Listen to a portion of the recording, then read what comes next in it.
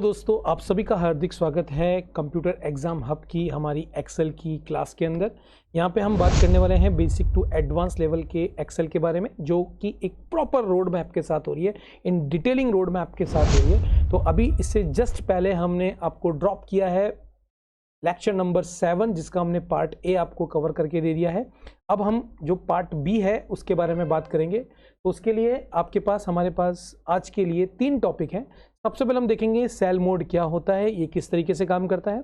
उसके बाद हम ये भी देखेंगे कि जब हम डेटा शीट बनाते हैं या हम एक्सेल में डेटा टाइप करते हैं तो किस टाइप की एरर्स आपके सामने आती है और उसको हम किस तरीके से ठीक करते हैं, क्योंकि ये आना बहुत ज़रूरी है कि आपको एक्सेल के अंदर किस टाइप की एरर्स है उसको पढ़ना और समझना आना बहुत ज़रूरी है। और उसके बाद हम बात करने वाले हैं सबसे बेसिक फॉर्मूले की, जिसके अंदर हम बेसिक फॉर्मूले को समझेंगे कि इसको किस तरीके से हम इम्प्लीमेंट करेंगे।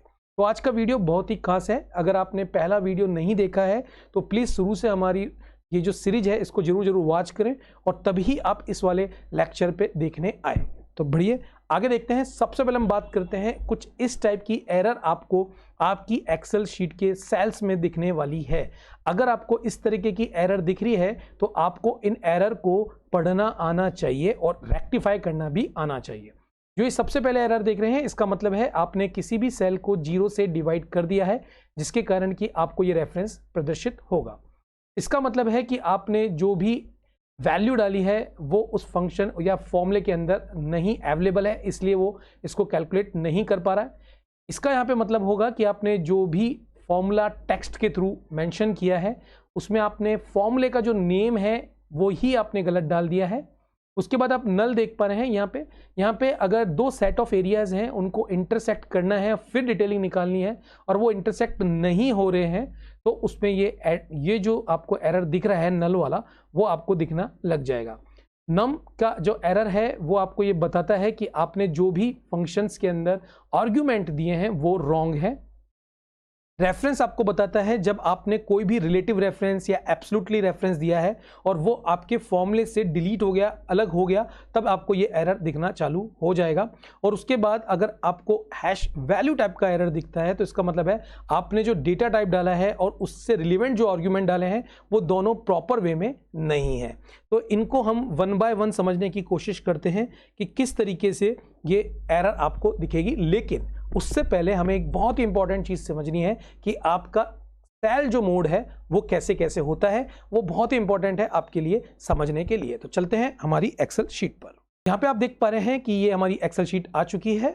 यहाँ पे हमने कुछ नंबर, सिंपल नंबर हम आपको यहाँ पे रख देते हैं जिससे कि आपको समझ में आए। तो आप यहाँ पे देख पा रहे हैं हमने यहाँ पे 4 नंबर यहाँ पे रख दिए हैं। अब बहुत ध्यान से आप देखिए कि अभी जिस सेल पे मैं हूं उस सेल का मोड क्या है, ये आपको कैसे पता लगेगा। तो आप बिल्कुल राइट साइड में माफ कीजिए, आपके लेफ्ट साइड में यहाँ पे आपको दिखेगा कि आप अभी रेडी मोड पे हैं। रेडी मोड का मतलब है कि आप अभी काम करने के मोड पे हैं, अभी आपने कुछ भी इसके अंदर इंसर्ट नहीं किया है।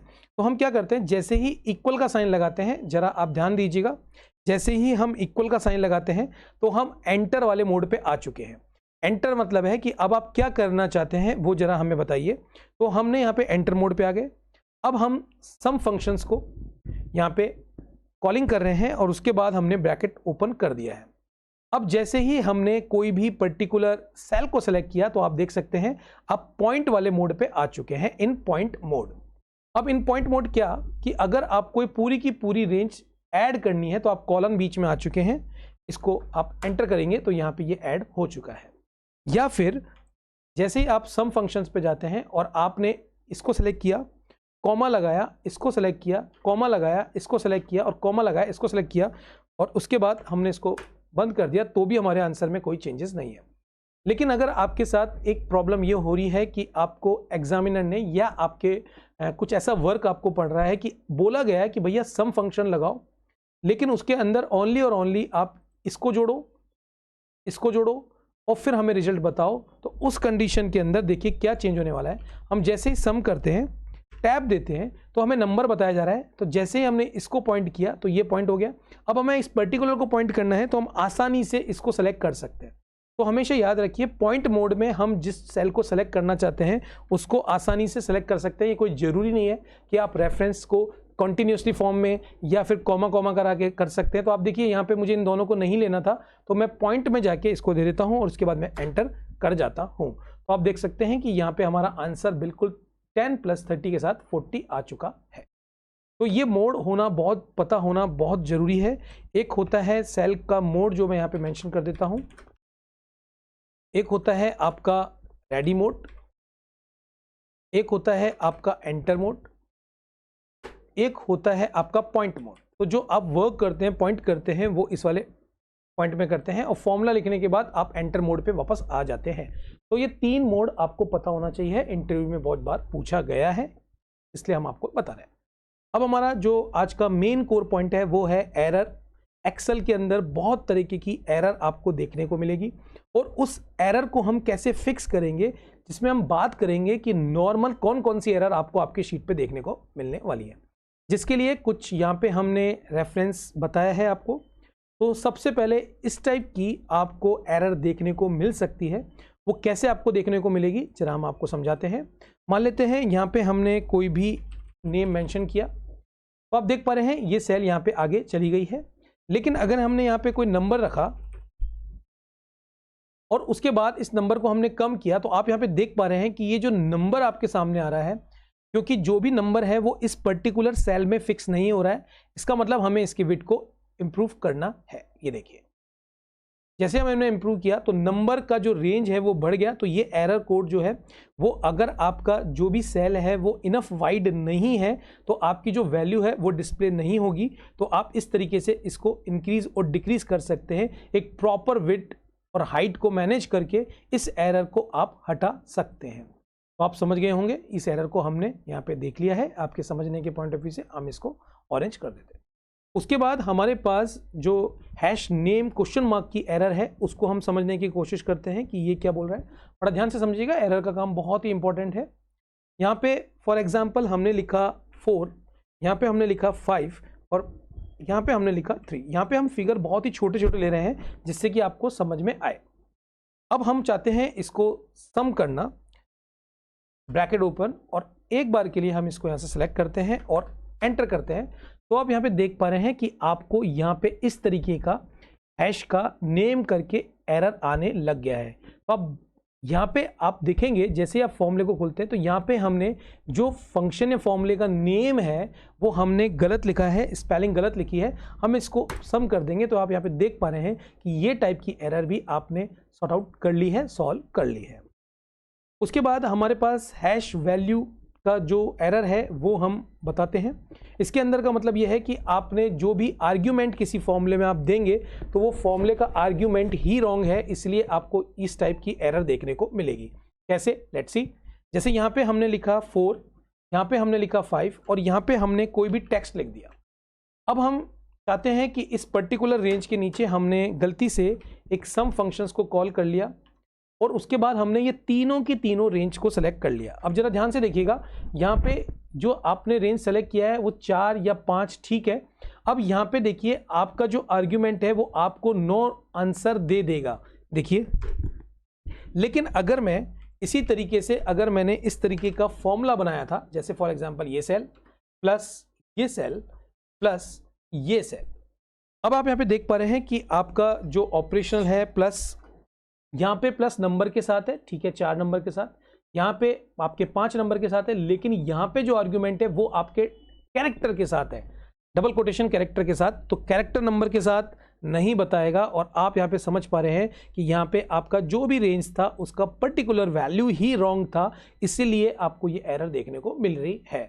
तो इसके लिए आप क्या करेंगे, कुछ नहीं करेंगे, जो भी आपका टेक्स्ट है उसको यहाँ से हटा देंगे और एक नंबर देंगे। तो आप देख सकते हैं आपकी ये एरर भी सॉर्ट आउट हो चुकी है, सॉल्व हो चुकी है। उसके बाद आपको बहुत ज़्यादा देखने को मिलेगा इस टाइप का एरर। कैसे होता है, लेट्स सी। मान लेते हैं यहाँ पे हमने लिखा 4 5 और यहाँ पे हमने सेल को दे दिया 0। अब अगर हम इक्वल लगा के इस सेल को डिवाइड करते हैं 0 से तो आपको ये एरर देखने को मिलेगी। मतलब कि आपने जो भी आंसर निकाला है उसमें आपने डिवाइड लगा दिया है 0 से।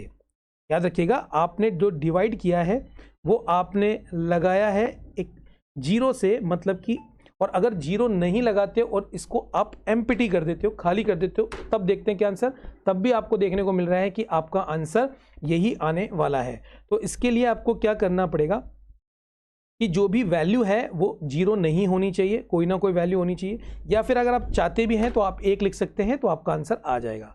तो यहाँ पे आपने डिवाइड बाय जीरो की एरर को देखा। उसके बाद ये जो है ये बहुत ही ज़्यादा देखने को मिलता है, इसको बोलते हैं रेफरेंस एरर। जब आप कोई फॉर्मूला आप मेंशन करते हैं और उस फॉर्मूले में डिपेंडेंसी होती है और उसमें से कुछ माइनस कर देते हैं। जैसे फॉर एग्जांपल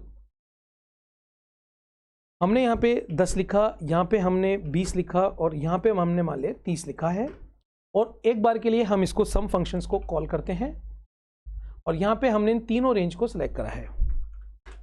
अब यहाँ पे देख पा रहे हैं बिल्कुल 60 है। अब मान लेते हैं ये जो 30 वाला नंबर है इसको हम एक बार सेलेक्ट करते हैं इस तरीके से, पूरी की पूरी रेंज को हम, इस पूरी की पूरी जो कॉलम है उसको सेलेक्ट करते हैं और यहाँ से हम एक बार के लिए इसको डिलीट कर देते हैं। अभी आप देख पा रहे हैं कि यहाँ पे इसका आंसर क्या आ चुका है, 30 आ चुका है। अब लेकिन अगर हम ऐसा करें कि ये जो है इस सेल को हम सेलेक्ट करते हैं और इसके बाद एक बार के लिए डिलीट करते हैं और डिलीट हम मान लेते हैं पूरा का पूरा कॉलम कर जाते हैं, तो आप यहाँ पे देख पा रहे हैं ऑटोमेटिकली भी वैल्यू यहाँ पे ले ली है। तो रेफरेंस एरर क्या काम करती है उसको आप समझने की कोशिश करें कि कोई भी डिपेंडेंट मतलब कैसे, जैसे कि यहाँ पे एक एरर आपको यहाँ पे रेफरेंस एरर देखने को मिल रही है। तो ये रेफरेंस एरर क्यों देखने को मिल रही है उसको आपको समझना पड़ेगा कि जब हमने ये सेल मोड के अंदर, ये यहाँ पे हमने कुछ नंबर दिए थे, देख सकते हैं आप, एक बार के लिए हम सेल मोड पे जाते हैं, यहाँ पे हमारे फॉर्मूले हमने लगाए थे, आप देख सकते हैं ये फॉर्मूला ऐसे इंप्लीमेंट है, ये फॉर्मूला भी हमारा इंप्लीमेंट है। अगर हम क्योंकि ये जो आंसर आए हैं वो इस सेल पे डिपेंडेंट है, और अगर हम यहाँ पे इसको जाके डिलीट कर देते हैं तो आप देख पा रहे हैं कि जो आपके आंसर आए थे उनका जो रेफरेंस है वो यहाँ पे हट चुका है। समझ रहे, यहाँ पे आपका रेफरेंस हट चुका है, इसलिए ये एरर आपके सामने आ रही है कि जिसके ऊपर डिपेंडेंट आपने फॉर्मूला इंप्लीमेंट किया है उसी को आपने डिलीट कर दिया, इसीलिए उसको कोई भी रेफरेंस नहीं मिल पा रहा। ये देखिए रेफरेंस नहीं मिल पा रहा, इस कारण ये उसने रेफरेंस की एरर दे दी है। तो यहाँ पे आपने डिफरेंस समझा कि यहाँ पे ये डायरेक्टली कटता जाएगा लेकिन रिजल्ट आएगा, लेकिन अगर कोई फॉर्मूला बेस्ड डिपेंडेंसी है तो वो अगर आपने डिलीट कर दी तो फिर आपको रेफरेंस एरर देखने को मिलने वाला है। उम्मीद करते हैं ये भी आपको समझ में आ चुका होगा। ये एरर बहुत ही इंपॉर्टेंट है समझने के लिए, एक्सेल में आगे बढ़ने के लिए। उसके बाद #num का एरर आपको कहाँ मिलेगा उसको हम देख लेते हैं। नॉर्मली जब भी एक्सेल ये #num का एरर करता है तो इसका मतलब है कि आपने कोई ना कोई इनवैलिड न्यूमेरिकल वैल्यू डाली है, उसको हम देखने की कोशिश करते हैं। जैसे फॉर एग्जांपल हम यहाँ पे एक नंबर के तौर पर -5 कर देते हैं और अब हम चाहते हैं कि इसका स्क्वायर हम निकालना चाह रहे हैं, तो हमने फंक्शन में से स्क्वायर को कॉल किया। ये बोल रहा है नंबर बताइए जिसका हम स्क्वायर निकालना चाह रहे हैं, हमने ये सेल सेलेक्ट कर लिया और एंटर किया, तो आप यहाँ पे देख पा रहे हैं कि आपको #num का जो एरर है वो आपको दिखने को मिल रहा है। तो इस तरीके का जो एरर है वो आपको ये इंडिकेट करेगा कि आपने जो भी नंबर मेंशन किया है वो इनवैलिड है, क्योंकि नेगेटिव नंबर की आप पावर निकालना चाह रहे हैं, तो इसलिए उसने आपको न्यूमेरिकल वैल्यू की एरर यहाँ पे दिखा दी है। ये बात आपको बिल्कुल समझ में आ रही होगी, उम्मीद करते हैं। अब एक और चीज़ हम यहाँ पे समझने की बात करेंगे कि एक छोटा सा एग्जाम्पल देखते हैं, जो कि हमने यहाँ पे लिखा है 5 4 3 एंड 2 मान लेते हैं। एक छोटा सा रेंज हमने यहाँ पे आपको सेलेक्ट करके दिया है। इसी के जस्ट नीचे हमने यहाँ पे आपको एक 10 नंबर्स, यहाँ पे 12 नंबर्स, यहाँ पे 8 नंबर्स और यहाँ पे 1 नंबर मेंशन कर दिया है। अब हम चाहते हैं कि जो आपका डेटा है उसमें आप देख पा रहे हैं एक आपको इस तरीके का डेटा है और एक आपका इस तरह का डेटा है। तो अगर हम देखें तो इस तरीके से ये जो दो वैल्यू है ये भी हमारे फॉर्मूले में हम इंक्लूड करना चाह रहे हैं, हम सम करना चाह रहे हैं। और सम हम क्या करना चाह रहे हैं उसको आप समझने की कोशिश कीजिए। हम चाहते हैं कि ये पूरी की पूरी सम हो जाए, और उसके साथ साथ हम चाहते हैं कि आपकी जो रेंज है ये वाली जो है वो भी ऐड हो जाए, ये भी ऐड हो जाए और ये भी ऐड हो जाए। तो एक बार हम निकाल के देखते हैं इसको, इक्वल सम। अब हम सबसे पहले इस रेंज को सिलेक्ट करते हैं, ठीक है जी, और उसके बाद हम सेलेक्ट करते हैं इस रेंज को और ब्रैकेट करते हैं क्लोज। अब देखिए आपके सामने एक नल एरर आ चुकी है। तो intersect operator single space return the interaction of the two range. जब दो रेंज डू नॉट इंटरसेक्ट, जब एक साथ इंटरसेक्ट नहीं करती है तो एक्सेल जो है वो डिस्प्ले करता है इस तरह की नल एरर को। अब इसको ये किस तरीके से हम रेक्टिफाइड कर सकते हैं उसको हमें समझना पड़ेगा कि हम इसको किस तरीके से निकालेंगे। तो जरा ध्यान से देखिए कि यहाँ पे दोनों ये नंबर या ये बोल सकते हैं ये रो और ये इंटरसेक्ट कहीं नहीं कर रही, लेकिन अगर हम इंटरसेक्ट करा दें तो फिर हम रिजल्ट्स को देखते हैं। मतलब कि क्या, अगर हमने ये जो रेंज है इसको हम इसमें ले लेते हैं इस तरीके से, तो आप देख रहे हैं ये इंटरसेक्ट कर रही है। और अब हमारे रिजल्ट्स को आप देखेंगे तो हमारा रिजल्ट्स क्या आ रहा है, 7 रिजल्ट्स आ रहा है। तो ये 7 रिजल्ट्स कैसे आया उसको समझना बहुत जरूरी है। तो यहाँ पे आप एक समझ सकते हैं कि अगर मैं इसको क्लिक करूं तो यहाँ पे आपका सम प्रोडक्ट कर दिया गया है। तो किस तरीके से आपके सम को, नंबर को ऐड किया है वो आप एक बार देखें कि D71 से G71 तक, जिसके अंदर आप देख सकते हैं ये जो दो नंबर है 4 और 3, ये कितने हैं, तो आपको ये बता रहा है कि जो ये नंबर है 4 और 3, 7 नंबर, वो क्या हो रहा है, एक ऐसा नंबर है जो इंटरसेक्ट हो रहा है इस पूरे के पूरे रेंज के अंदर। वो देखिए रिजल्ट आपके सामने आ चुका है कि ये इस तरीके से इंटरसेक्ट हुआ है। तो अगर ये रेंज नहीं इंटरसेक्ट कहीं कर रही है तो फिर आपको एरर मिलने की पूरी संभावना है। तो यहाँ पे आपने देखा कि हमने किस तरीके से इन सारी एरर को कंप्लीट कर लिया है, जो कि बहुत ही ज़्यादा वैल्यूबल है। आपको इसको समझने आना चाहिए ही चाहिए, ठीक है। अब हम छोटे से फंक्शंस के साथ स्टार्ट करेंगे, बेसिक फंक्शन के साथ स्टार्ट करेंगे। तो हम बेसिक फंक्शन में कौन कौन से फंक्शंस को देखते हैं, पहले उसको हम बात कर लेते हैं। उदाहरण के तौर पर हमने यहाँ पे आइटम ए रखा है, आइटम बी मेंशन कर देते हैं, आइटम सी मेंशन कर देते हैं एंड आइटम डी मेंशन कर देते हैं। उसके बाद आइटम जो ए है उसके अंदर हम 12 मेंशन कर देते हैं, यहाँ पे हम 8 मेंशन कर देते हैं, यहाँ पे हम 6 मेंशन कर देते हैं और यहाँ पे हम 4 मेंशन कर देते हैं। अब हम क्या क्या चाह रहे हैं, सबसे पहले हम चाह रहे हैं सम निकालना। तो जब भी हमने आपको बताया फॉर्मूला स्टार्ट होगा इक्वल के साथ सम कॉलिंग करेंगे, टैब बटन दबा के भी आपका ब्रैकेट आ जाता है। इस रेंज को आप सेलेक्ट करेंगे और एंटर कर देंगे। तो यहाँ पे आपने सम कर लिया है, क्योंकि पूरी की पूरी शीट ऑटोमेटिव है। यहाँ पे आप जो भी चेंजेस करेंगे आपके रिजल्ट्स में चेंजेस दिखना चालू हो जाएगा। इसी तरीके से अगर आपको काउंट फंक्शंस पे बात करनी है तो इक्वल लगाएंगे, काउंट फंक्शंस लिखेंगे, टैब देंगे और जिन भी नंबर्स को आपको सेलेक्ट करके आप एंटर करेंगे तो आप देख पा रहे हैं यहाँ पे आपके पास 4 नंबर है, तो यहाँ पे 4 दे रहा है। अब आपके पास एक क्वेश्चन उठता है कि सर अगर इसको हम 0 देते हैं तो भी यहाँ पे 4 नंबर आपको देखने को मिलेगा। अगर आप यहाँ पे इसको अल्फ़ाबेट्स में कुछ भी मेंशन करते हैं तो आपको देखने को मिलेगा 3, मतलब कि ये वैल्यू को ही काउंट करता है। इसी तरीके से अगर यहाँ पे आप एग्जाम्पल के तौर पर अगर यहाँ पे आप इसको ब्लैंक छोड़ देते हैं तो भी आप देखेंगे कि यहाँ पे ओनली और ओनली यहाँ पे 3 ही काउंट किया गया है। तो सम एंड काउंट फंक्शन आपको बेसिकली यहाँ भी आपको दिख जाएंगे कि जैसे सम फंक्शन दिख गया और काउंट नंबर आपको यहाँ पे दिख रहा है। अब मान लेते हैं हम यहाँ पे कोई एवरेज निकालना चाहते हैं नंबर्स का, तो बहुत सिंपल सा है, इक्वल एवरेज, ये आपकी गैलरी में मिल जाएगा। जो भी नंबर्स का आप एवरेज निकालना चाहते हैं उनको सेलेक्ट कर लीजिए, ब्रैकेट क्लोज कर दीजिए, यहाँ पे आपको एवरेज मिल जाएगा। इसी तरीके से अगर आपको मैक्सिमम नंबर आपके डेटा रेंज से निकालना है तो मैक्स को कॉलिंग कीजिए, टैब दीजिए, नंबर्स को सिलेक्ट कीजिए, मैनुअली जरूर देखिए आंसर कि आपका आंसर क्या आ रहा है, 4 आना चाहिए। तो इसका मतलब हमारा मैक्सिमम आंसर, मैक्सिमम की बात करें, माफ कीजिए मिनिमम की बात नहीं कर रहे, तो यहाँ पे 10 जो है वो मैक्सिमम है। और अगर आप मिनिमम यहाँ पे इंप्लीमेंट करते हैं तो इक्वल मिन फंक्शंस, और यहाँ पे आप इनको सेलेक्ट कर लें और ब्रैकेट को क्लोज कर दें, तो यहाँ पे आप देख पा रहे हैं कि आपने मिन निकाल लिया है। अब सबसे अच्छी बात जो एक्सेल की है वो हम थोड़ा थोड़ा हाईलाइट कर देते हैं जिससे आपको बिल्कुल नजर रहे यहाँ पे क्या फ़र्क हुआ है। तो यहाँ पे हमने बेसिकली जो फाउंडेशन फॉर्मूले हैं वो हमने समझ लिए हैं। अब यहाँ पे हम जो भी चेंजेस करेंगे उसके हिसाब से हमारे सारे आंसर्स चेंज होते रहेंगे। हम डेटा को थोड़ा सा भारी करते हैं।